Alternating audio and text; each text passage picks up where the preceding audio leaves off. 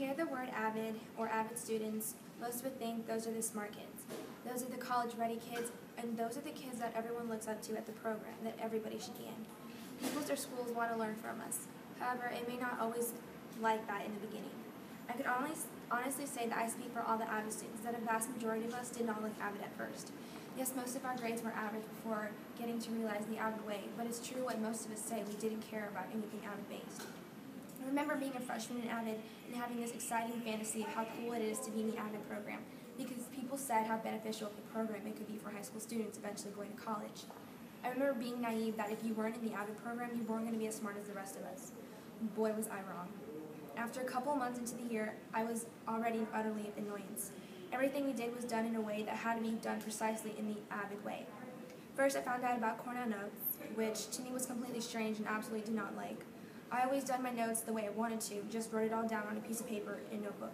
But Cornell Notes, it was like rocket science all over when it was just a piece of paper and simply needed to be written on. For it to be notes, it asked for so much. Needed an essential question, needed a line down in the middle, needed questions on the left side, needed notes on the right side, and finally summary to add it all up. I honestly thought at this point, what was the point in all that? Eventually, I realized the point was repetition. To always look back at your notes so you could always remember what was being taught.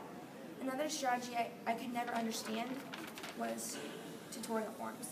Tutorials were basically a group of students who all struggled in the same subject and try to help one another with their point of confusions, which were questions they struggled on in the subject. In the beginning, I thought if we all struggled in the same subject, then why are we in the same group trying to help one another? As a freshman, I was extremely shy, so presenting my point of confusion was something I immediately hated. I did not like any of the procedures that had to be done in the tutorial because it required so much for something I simply needed the answer for. I never took tutorials seriously. Even years after freshman year, I would usually just copy a basic question down to something I knew the answer for it. It was until one day senior year when I had to take a test I really did not know anything about, which made me use tutorials for a beneficial matter. I made what was confusing to the point of confusion and presented it to my group, which helped me a lot because it was a math question and I'm terrible at math. But after going through it with my group, on the test day it actually did wonders for me. I was actually kind of surprised because it took me until senior year to realize that tutorials do help you. Now that I'm a senior, I do realize that Avid was benefited me. The main thing was getting college ready. Being in the Avid program, all you ever do is talk about college, and more college.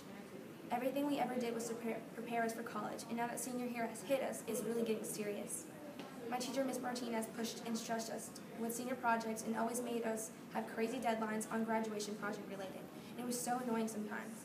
But when everyone was done with keeping up the deadlines and the project related, it seemed the majority amount of non-Avid students were not even close to finishing theirs, when my Avid class was.